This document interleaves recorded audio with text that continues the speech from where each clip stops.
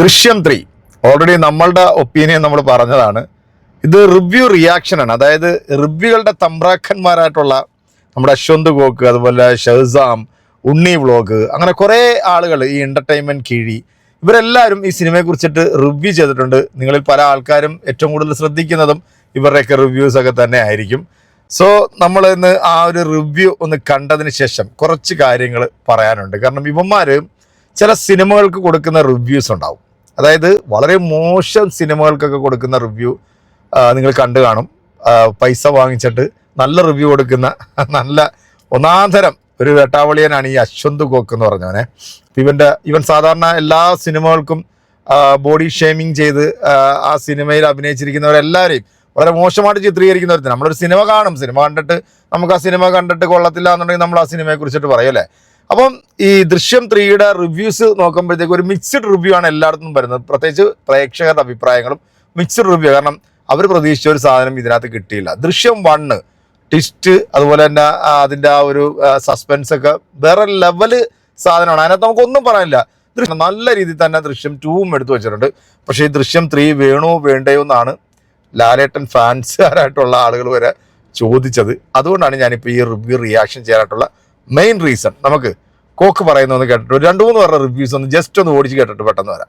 ദൃശ്യം 3, ദൃശ്യം ഫ്രാഞ്ചൈസിലെ the most awaited ദൃശ്യം 3. ദൃശ്യം 3 അനൗൺസ് ചെയ്ത മുതൽ ഏറ്റവും കൂടുതൽ ആളുകൾക്ക് ഉണ്ടായിട്ടുള്ള ആശങ്ക എന്ന് പറയുന്നത് ദൃശ്യം 1 കണ്ടു, ദൃശ്യം 2 കണ്ടു, ഇതിനപ്പുറത്തേക്ക് ജീത്തു ജോസഫ് എന്ത് ചെയ്യും, എങ്ങനെ ആളുകളെ സാറ്റിസ്ഫൈ ചെയ്യിക്കും. അപ്പോൾ അതായിരുന്നു ഏറ്റവും വലിയ ആശങ്ക ആൾക്കാർ ഉറ്റുനോക്കിക്കൊണ്ടിരുന്നത്. സിനിമ കണ്ടപ്പോഴും എനിക്ക് തോന്നിയിട്ടുള്ളത്, ആദ്യമേ പറയാം, ദൃശ്യം 1 ദാറ്റ് വാസ് സംതിങ് എൽസ്. അതുപോലൊരു സാധനം ഇനി ജിത്തു തന്നെ ഉണ്ടാക്കാൻ പറ്റുമെന്ന് അറിയില്ല. ദൃശ്യം 2 പക്ഷെ അതിനോട് കിടപിടിക്കുന്നതായിരുന്നു. ദൃശ്യം 3ലേക്ക് വരുന്ന സമയത്ത് ഈ ദൃശ്യം 1-ൽ നിന്ന് 2-ൽ നിന്ന് വ്യത്യസ്തമായിട്ട് ഇതിൽ ജോർജ് കുട്ടി, നമ്മുടെ ലാലേട്ടന്റെ ജോർജ് കുട്ടിയുടെ മാനസിക വ്യാപാരങ്ങൾ, അല്ലെങ്കിൽ അദ്ദേഹത്തിന്റെ ഒരു state of mind after doing all these, അത് അദ്ദേഹത്തിന്റെ കുടുംബം അതുമായി ചേർന്ന് പോകുന്ന വളരെ ഡ്രമാറ്റിക് ആയിട്ടുള്ള ഒരു സിനിമയാണ്. ബട്ട് അവസാന സംഭവം തീർക്കും. ഇതിന്റെ ഫസ്റ്റ് ഹാഫ് എന്ന് പറയുന്നത് ബും ശൂന്യം വട്ടപൂജ്യം, ഒന്നുമില്ല. പക്ഷേ ഫസ്റ്റ് ഹാഫിൽ കാണിക്കുന്ന കാര്യങ്ങൾക്ക് വലിയ ഇമ്പോർട്ടൻസ് ഉണ്ട് പ്ലോട്ടിനകത്ത്. അത് വെച്ചിട്ടാണ് ഇതിന്റെ സെക്കൻഡ് ഹാഫും ക്ലൈമാക്സും ജീത്തു എഴുതി വെച്ചിരിക്കുന്നത്. Lots of repetitive scenes, especially മീനയും ലാലേട്ടനും തമ്മിലുള്ള കോൺവെർസേഷൻസ് ആദ്യം രസമുണ്ടായിരുന്നു. പിന്നെ ഇടയ്ക്കിടയ്ക്ക് വരിക. ഇതിലുള്ള ഒരു കഥാപാത്രത്തിന്റെ പേരാണ് അവിര. മറ്റേ അധീര ബഹീര എന്ന് പറയുമ്പോൾ അവിരെവിടെ അവിര അതങ്ങനെ പേര് ജീത്തു ചൂസ് ചെയ്തെന്ന് അറിയില്ല. പിന്നെ ഇത്രയും വലിയൊരു ഫ്രാഞ്ചൈസ് ആന്റണി പെരുമ്പാവൂർ അദ്ദേഹം അഭിനയിച്ചിട്ടുണ്ട് ഒരു സീനിൽ. പുള്ളി പണ്ട് സാധാ PC ആയിട്ട് സിവിൽ പോലീസ് ഓഫീസറായിട്ട് കാര്യമാണല്ലോ. പുള്ളി ഇപ്പം CI ആയിട്ടുണ്ട്. ഇത്രയും വർഷം കൊണ്ട് പുള്ളി മൂത്ത് CI. ഞാൻ കൈയടിച്ചായിരുന്നു ആന്റണി പെരുമ്പാവൂർ വന്ന സമയത്ത്. ഞാൻ കൈയടിച്ചായിരുന്നു. ആശീർവാദമൊക്കെ നിർമ്മിക്കുന്ന സിനിമയ്ക്കകത്ത് കല്യാൺ ജ്വല്ലറിയുടെ പരസ്യം എന്തിനാ? അത് ഒരു ടിപ്പിക്കൽ പരസ്യം. ഒരു കല്യാൺ ജ്വല്ലേഴ്സ് ഇവിടെ എറണാകുളത്ത് എന്ത് കല്യാൺ ജ്വല്ലേഴ്സ് തൊട്ടുപുഴ ഉണ്ടല്ലോ, നമ്മുടെ ഈ കല്യാൺ ജ്വല്ലേഴ്സ്. എന്നിട്ട് ലാലേട്ടന്റെ ഒരു ക്ലോസപ്പ് കൂടി വെച്ചിരുന്നെങ്കിൽ കറക്റ്റ് കല്യാൺ ജ്വല്ലേഴ്സിന്റെ പരസ്യമാണ്. അതൊക്കെ ഒഴിവാക്കേണ്ടതാണ്. പ്രത്യേകിച്ച് ഇത്തരം സിനിമകൾ അത്രയ്ക്കും ദാരിദ്ര്യമാണോ Lalettan Antony Perumbavoor. And personally for me this is Drishyam 3, this is ദൃശ്യം 2 ആൻഡ് ദിസ് ഈസ് ദൃശ്യം 1. ദൃശ്യം 1 was A master piece in my opinion. ദൃശ്യം 2 ഇറങ്ങാൻ പോകുന്നു എന്ന് പറയുമ്പോൾ തന്നെ അതിലൊരു കൗതുകം ഉണ്ട്. ലൈക്ക് ദർ ഇസ് ദൃശ്യം 1 കൊണ്ട് നിർത്തുന്ന എവിടെന്നെങ്കിലൊക്കെ നമുക്കൊരു ഐഡിയ കിട്ടും എന്താണ് ദൃശ്യം 2ൻ്റെ ഒരു. അത് തന്നെയായിരുന്നു സിനിമ തൊട്ടോളം. അതിൽ വളരെ ഗംഭീര പ്ലോട്ട് ട്വിസ്റ്റും സാധനങ്ങളൊക്കെ തന്നിട്ടുണ്ടായിരുന്നു. It was a really good movie. 1ഉം 2ഉം. 1 is definitely the classic, 2 is also good. ഈ പടം എന്തിനായിരുന്നു എന്നുള്ളതാണ് എൻ്റെ ഏറ്റവും ആദ്യത്തെ ചോദ്യം. 2 കൊണ്ട് നിങ്ങൾ ഉദ്ദേശിക്കുന്നത് ഇതിൻ്റെ 4ാം ഭാഗം 5ാം ഭാഗമൊക്കെ എന്തിന്? പടം ഒരു മോശ പടം എന്നൊന്നും അല്ല ഞാൻ പറയാൻ ഉദ്ദേശിക്കുന്നത്. നമുക്ക് ആ ദൃശ്യം ഫ്രാഞ്ചൈസിയുടെ അടുത്തുള്ള ഇഷ്ടമുള്ളത് കൊണ്ട് തന്നെ ആ ഫാമിലിയിൽ നടക്കുന്ന കുറച്ച് കാര്യങ്ങളും പ്ലോട്ട് ട്വിസ്റ്റ് അങ്ങനെയൊക്കെ ഉണ്ട്. പക്ഷേ എന്താ പറയുക, ഇത് ഓക്കെ എന്നല്ലാതെ എനിക്ക് ഭയാനകമായിട്ടുള്ള ഒരു പടം കണ്ട ഒരു സാധനമൊന്നുമില്ല. അപ്പം ശരിക്കും ഭാഗ്യം കൊണ്ടാണോ അത് കഴിവ് കൊണ്ടാണോ ജോർജ് കുട്ടി രക്ഷപ്പെട്ടു പോകുന്നത്? ദൃശ്യം 1 and 2 നമ്മൾ നോക്കി കഴിഞ്ഞാൽ അവിടെ ഒരു ഇൻസിഡന്റ് നടക്കുന്ന സമയത്ത് ജോർജ് കുട്ടി ഈ 2 സിനിമകളിലും അയാൾ രക്ഷപ്പെട്ടു വരുന്നതായിരുന്നു കാണാൻ പറ്റുന്നുണ്ട്. പക്ഷെ ടീം തന്നെ പറയുന്നു ഇത് ഇയാളുടെ ഭാഗ്യം കൊണ്ടാണ് അയാൾ രക്ഷപ്പെട്ടു പോയെന്ന് പറയുന്നു. പക്ഷെ എന്റെ ഒരു അഭിപ്രായം പറയുകയാണെന്നുണ്ടെങ്കിൽ ദൃശ്യം 1 and 2 എന്ന് പറയുന്നതിന്റെ സ്ക്രിപ്റ്റ് അതൊരു വേറെ ലെവലാണ് മോനെ. വേറെ ലെവൽ മീൻസ് വേറെ മൂഡാണ്. കാരണം ജോർജ് കുട്ടി ഒരു ക്ലാസിക് ക്രിമിനലാണ്. അയാളുടെ ഭാഗ്യം കൊണ്ടൊന്നല്ല അയാൾ രക്ഷപ്പെട്ടേക്കണേ. അത്രയും വെൽ പ്ലാൻ ചെയ്തേക്കുന്ന ഒരാളായതുകൊണ്ട് തന്നെയാണ് ജോർജ് കുട്ടി രക്ഷപ്പെട്ടതും. അത് തന്നെയാണ് ആ സിനിമയുടെ ഏറ്റവും വലിയ ഹൈലൈറ്റും. ആ സ്ക്രിപ്റ്റാണ് അതിന്റെ ഏറ്റവും വലിയ നട്ടലെന്ന് പറയാൻ പറ്റും. പക്ഷെ ഇന്ന് ദൃശ്യം 2 കഴിഞ്ഞ് ദൃശ്യം 3 കാണാൻ പോയിരുന്നു. ദൃശ്യം 2 തിയേറ്ററിൽ കാണാൻ പറ്റിയില്ല. ദൃശ്യം 3 ആയിരുന്നു കാണാൻ പോയിരുന്നത്. തിയേറ്ററിൽ വെൽ പാക്ഡ് ഓഡിയൻസിന്റെ കൂടെ ഒരു ഫാൻ ബോയ് എന്നുള്ള രീതിക്ക് ഞാനൊരു മോഹൻലാൽ ഫാൻ ബോയ് ആണ്, ഒരു ജിത്തു ജോസഫ് ഫാൻ ബോയ് ആണ്, ഒരു ദൃശ്യ ഫ്രാഞ്ചൈസിയുടെ ഫാൻ ബോയ് ആണ്. പക്ഷെ ദൃശ്യം 2 കഴിഞ്ഞ സമയത്ത് ഞാൻ പറഞ്ഞിരുന്ന ഒരു കാര്യം ഉണ്ടായിരുന്നു, ഇനി ഒരു ദൃശ്യം 3യുടെ ആവശ്യമുണ്ടോ, എന്തിനാണ് ഇങ്ങനെ ഒരു സിനിമ എന്നുള്ള കാര്യം ഞാൻ ചിന്തിച്ചിട്ടുണ്ട്. പക്ഷെ ഡയറക്ടർ ജിത്തു ജോസഫ് ആയതുകൊണ്ടും അദ്ദേഹത്തിന്റെ സ്ക്രിപ്റ്റ് ആയതുകൊണ്ടും എന്ത് വേണമെങ്കിലും സംഭവിക്കാന്നുള്ള കാര്യങ്ങളുണ്ടായിരുന്നു. അത് ഈ സിനിമ കണ്ട സമയത്ത് എനിക്ക് തോന്നിയ കാര്യം എന്ന് പറയുന്നത്, സിനിമ ആസ് യൂഷ്വൽ ദൃശ്യത്തിന്റെ എല്ലാ പാർട്ട് പോലെയും ഒരു നല്ലൊരു തുടക്കത്തോട് കൂടിയിട്ടാണ് സിനിമ സ്റ്റാർട്ട് ചെയ്യുന്നത്.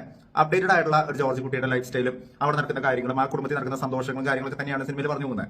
തുടക്കം വളരെ ലൈറ്റ് ആയിട്ട് പോകുന്ന ഒരു സിനിമയ്ക്ക് ഒരു ഇൻട്രസ്റ്റിംഗ് ആയിട്ടുള്ള ഒരു ഇന്റർവൽ കിട്ടിയെന്നുണ്ടെങ്കിൽ അത് നല്ല രസമായെന്ന് തോന്നി. ദൃശ്യത്തിന്റെ എല്ലാ പാർട്ടിനകത്ത് അങ്ങനെയാണ്. ഫസ്റ്റ് ഹാഫിനകത്ത് വലിയ സംഭവങ്ങളൊന്നും ഉണ്ടാവാറില്ല. ചെറിയൊരു ത്രില്ല് തന്നിട്ട് സെക്കൻഡ് ഹാഫിലാണ് കത്താറുള്ളത്.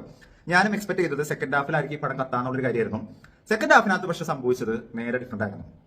എന്റെ ചോദ്യം എന്ന് പറയുന്നത്, ഈ സ്വരം ഇടുന്നതിന് മുന്നേ പാട്ട് നിർത്തുന്നതല്ലേ നല്ലത് എന്നൊരു അഭിപ്രായം എനിക്കുണ്ട്. കാരണം വാക്കിൽ പറയാം, പടം കൊള്ളാം. പക്ഷേ 1ന്റെയോ 2ന്റെയോ ആ ഒരു ലെവലിലോട്ട് എത്തിയിട്ടില്ല. ഇനി നിങ്ങൾക്ക് പോയി പടം കാണാം. ദൃശ്യം 1 and 2 ഈ ഒരു ഫ്രാഞ്ചൈസിയിൽ ഒരു പടം ഇറങ്ങുന്ന സമയത്ത് ഇവർ എത്രയൊക്കെ എക്സ്പെക്ടേഷൻ വെക്കരുത് എന്ന് പറഞ്ഞാൽ പോലും ആസ് എ മലയാളി എന്നുള്ള രീതിയിൽ നമുക്കൊരു എക്സ്പെക്ടേഷൻ ഉണ്ടാവും. ഇത് സൃഷ്ടിച്ചു വെച്ചേക്കുന്ന ഒരു ബെഞ്ച് മാർക്ക് ഉണ്ട്. 1ഉം 2ഉം ആ രീതിയിൽ ആ ഒരു ലെവൽ തന്നിരിക്കുന്ന മൂവിയാണ്. അപ്പം അതിന്റെ ഒരു നെക്സ്റ്റ് പാർട്ട് 3 കൂടെ ഇറങ്ങുമ്പോഴത്തേക്ക് നമ്മൾ ആ ഒരു ലെവൽ തന്നെ പ്രതീക്ഷിക്കും. ഇത് എനിക്ക് ആ ഒരു ലെവലിൽ എത്തിയിട്ടില്ല. ഇതിനകത്ത് അത്യാവശ്യം നല്ല ലാഗ് ഉണ്ട്. അത് ഓൾറെഡി ഇവരുടെ ക്രൂ പറഞ്ഞിട്ടുള്ളതാണ്, ഒരു ലാഗ് ഉള്ള പടമാണ്, അത് ആ പടം ഡിമാൻഡ് ചെയ്യുന്നതാണ്. എന്നാൽ പോലും എല്ലാം അക്സെപ്റ്റ് ചെയ്യുന്നു. എന്നാൽ പോലും ഇത് സീരിയസ്ലി ഓൾമോസ്റ്റ് എല്ലാവരുടെയും റിവ്യൂ ഞാൻ എൻ്റെ റിവ്യൂവിലും പറഞ്ഞാണ്, വലിയൊരു വാഫായിട്ടുള്ള ഒരു സിനിമ ഒന്നുമല്ല. നമ്മൾ പ്രതീക്ഷിച്ച പോലുള്ള ഒരു സാധനം ഇതിനകത്തില്ല. ക്ലൈമാക്സിൽ അത്ര വലിയൊരു ട്വിസ്റ്റോ കാര്യങ്ങളൊന്നുമില്ല.